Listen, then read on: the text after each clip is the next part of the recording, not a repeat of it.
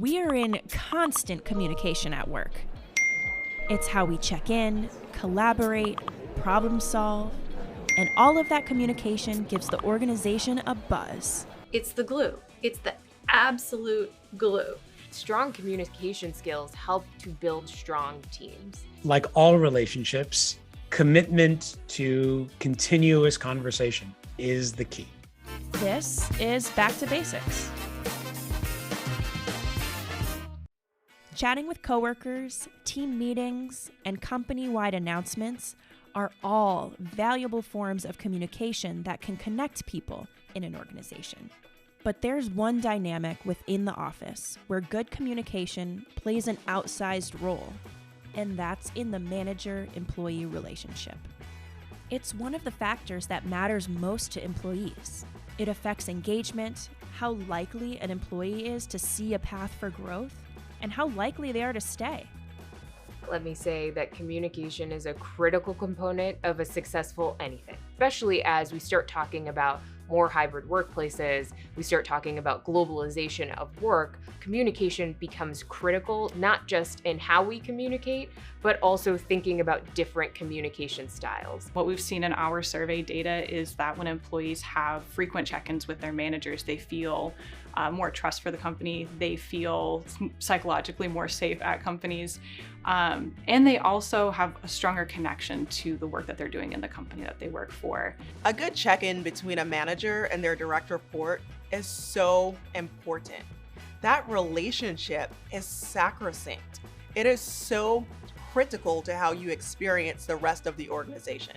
So first of all, it has to happen frequently. The person who is responsible for you and the organization checking in at least once a week, that is a big deal. That needs to happen. However, how you do this is also important. And I think we don't give leaders enough guidance here, unfortunately, especially people who are leading for the first time. What we tell leaders, unfortunately, is make sure the person is on task and they know their goals and they're on track. Listen, all of that is super important, but if that's all you ever check in about, people feel like you only care what they do for the organization and not who they are as people. That does not a great relationship make. A good check-in sets expectations. It keeps everyone honest, on the same page, and working together. It builds trust. If I know that we are going to communicate and I know what forms that communication takes, I know frequency, I know these things, then I'm going to trust you when you do share something with me.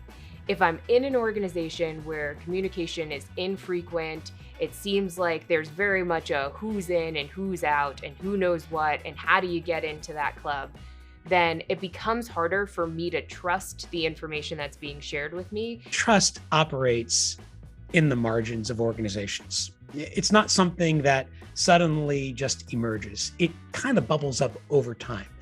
And leaders get the trust they deserve.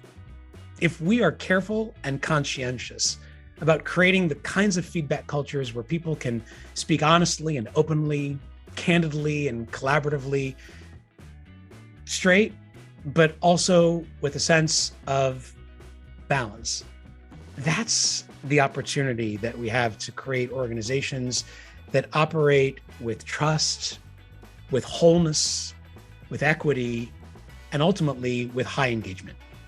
When employees and managers can trust in one another and the company, they're more resilient and honest. And they'll need to be, because while so many conversations in the workplace are positive, some get kind of awkward. Yep, we're talking about the F word, feedback.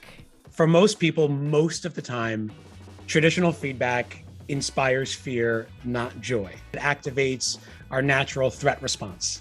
Whenever our status is challenged, whenever our safety is compromised, we become defiant. We become defensive. We feel like less of ourselves and not more. And that's where the fear lives. And we come knocking right on its door every single time we ask the question, can I give you some feedback? Feedback with even the best intentions can be awkward for both parties. Grand scheme, yes, it's great for personal development and growth. Still weird.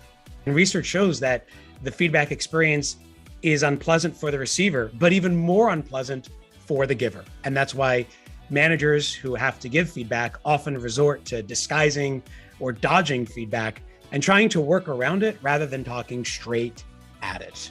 So I like to talk about what I call the generous check-in.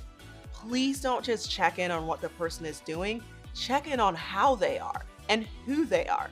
But don't go in cold, okay? Like, you have to build a foundation for this. You can't just go in and expect people to spill their guts, especially if something rough is going on in their life. You have to set the tone and let the person know it's safe. How do you do that as a leader? You do it first. You model the behavior. I'm not saying that you should just overshare about what's going on in your personal life. What I'm saying is be vulnerable.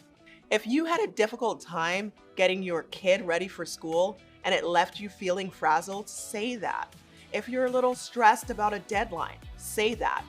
Really important, if you made a mistake, say that. If you regret something that you did at work, say that. Because what it does is it creates this environment where your direct report feels like they can do the same. That if they make a mistake, they can say that to you. If they're feeling stressed, if they're having a bad day, if they need a little extra grace because something is going on in their personal life, you've created this safe space for them. And you've created a bond and that relationship that will make that person really want to work harder for you. So mirror holding and window gazing are two ways to think about how feedback is shared and sized in the workplace. In many workplaces, it's still very hierarchical. There's a manager, there's an employee. And as both of those people kind of stare out the window and try to describe what they're seeing, really only one view can prevail, and that is the view that belongs to the manager, the person with the power. And that's where the fear and the defensiveness and the disengagement really begins to emerge.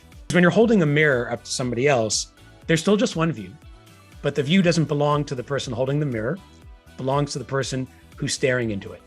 And that's ultimately the job of great managers, is to hold the mirror up to another person and to enlarge and to expand that person's view so that he or she sees things more clearly than ever before. Good feedback sounds like a dialogue and not a monologue. And the first sign that feedback is operating with these healthier dynamics is to see if it's a solo or a duet. And you want to see just how loudly and clearly the voice of the feedback receiver, the employee, is coming through in these conversations. So if it's one person talking and that person happens to be the manager, probably not hitting the right notes. And in order for feedback to hit those right notes, it really has to focus not just on what's happening, but what's happening next. Conversations like feedback might not always be easy, but getting to know your employee or your colleague personally, generally what's going on in their life, can make it a lot less painful. Because sometimes a human workplace means celebrating the life of the human outside the workplace. That's next time on the final episode of Back to Basics.